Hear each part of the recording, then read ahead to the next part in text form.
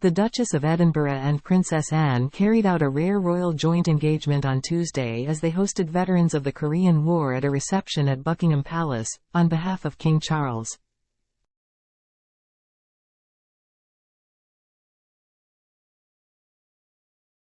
Sophie, 59, and Anne, 73, were on hand to welcome representatives from the Korean Embassy, the Ministry of Defense, and the Royal British Legion, before mingling with some 200 war veterans in the palace's bowroom.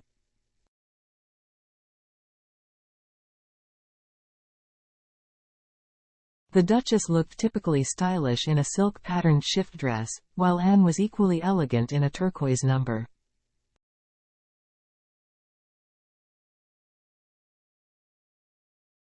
At the reception, the Princess Royal delivered a speech on behalf of her brother, who is undergoing treatment for cancer and has been advised by doctors to postpone public-facing engagements for the foreseeable.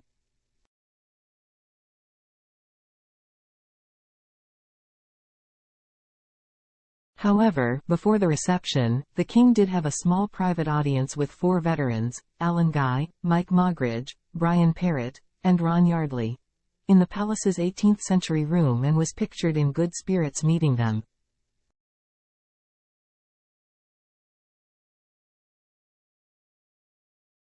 Reading aloud King Charles' message, Anne began, "It has been a personal ambition of mine to invite you all, in some form, to Buckingham Palace to recognize this significant milestone and ensure you are all most deservingly honored for your valiant service over 70 years ago.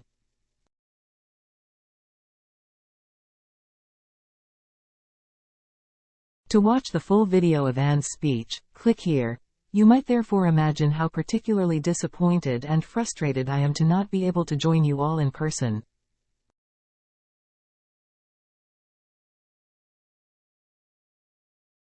I can only hope that you are being well looked after in my absence, and I am most grateful to the Princess Royal and the Duchess of Edinburgh for standing in for me."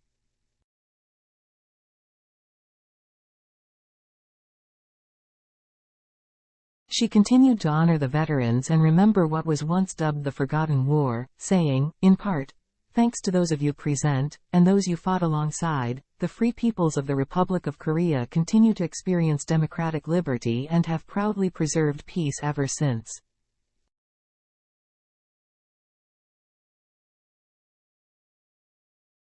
In a world where freedoms are continually being challenged and our values scrutinized, your selfless courage and steadfast pursuit of peace are guiding principles which have not been forgotten and continue to inspire generations to come.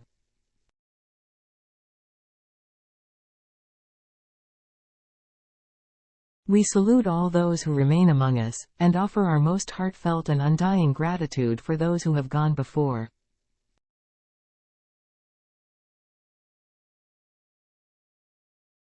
Your service and your sacrifice will echo through the ages.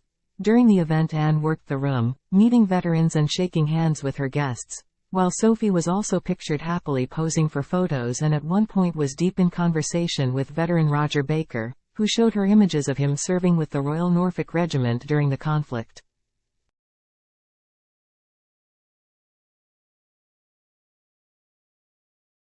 Last July marked 70 years since the armistice was signed in 1953, which brought the Korean War to a close.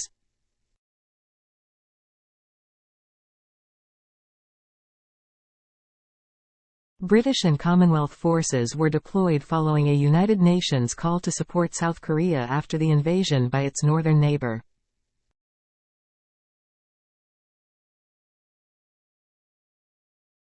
Of the around 60,000 members of the British Armed Forces who served, more than 1,100 were killed and 2,500 were wounded, according to the National Army Museum.